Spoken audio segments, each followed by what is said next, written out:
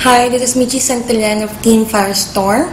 Okay, so isa po ako sa member sa Millionaires Club. So, this is another podcast video wherein ipapakita po natin kung paano po gamitin ang ating website for online loading, online na load wallet transfer, at kung ano-ano pang features ng website natin.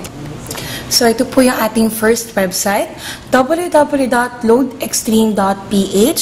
Okay, so papakita namin sa inyo ngayon kung paano yung online loading natin. Okay, so click lang po natin itong tab dito on the right side. Ayan. Okay, itong online loading. Tapos lalabas po ito.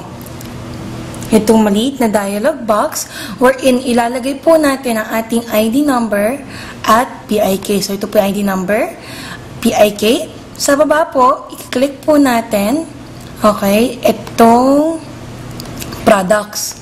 Okay, so pagka-click po natin ng select product, lalabas po dyan lahat ng produkto na meron sa V-Mobile. Okay, so lahat po ng combos, meron po tayo, Smart Globe Sun, IDD, cable, broadband, online gaming, at marami pang iba. Sa pinakadulo, dun po natin may kita ang mga MyTurf products natin. Okay? So, kunyari nakapili tayo ng produkto, ilagay nyo po yung cellphone number natin, email, okay? Kung gusto nyo po makatanggap ng confirmation, then you're just gonna click submit. Okay? So, kung naka-online po kayo sa bahay nyo, tinatamad po kayo mag-text, you can use our online loading facility para po mas madali tayo makapag-load. At the same time, pwede rin po tayo mag-transfer ng load wallet online. So, again, ang pag-transfer po ng load wallet is only from technopreneur to technopreneur, from technopreneur to techno-user. Hindi po pwedeng techno-user to techno-user. The minimum amount po is 300 pesos. Okay? So, again, kakailanganin po ulit ang ating ID number. Okay? At ang PIK natin. Then, kung magkano, amount, retailer ID, and retailer cell phone number. So, email kung gusto nyo makatanggap ng confirmation. Then, you're gonna click transfer credits. So, pagka-click po ng transfer credits, another dialog box will appear at ipapakita doon ang inyong remaining balance. Meron din po tayo dito online na papiso-piso dagdag sa load or piso incremental OTA loads. Ngayon, para saan po ito?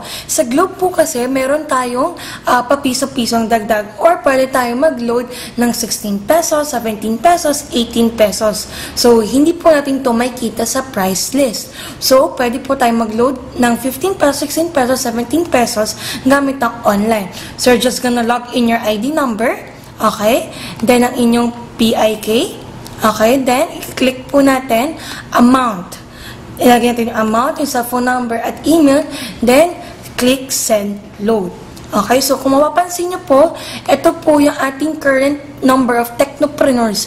284,027 accounts po yan. Hindi po yan number ng tao. Okay, so one member can have 3 accounts, 15 accounts, 1 account, 7 heads, 15 heads, or 31 accounts maximum. Sa techno-users naman po natin, current number as of February 23, 2012, we have 613,739 users or techno-users po.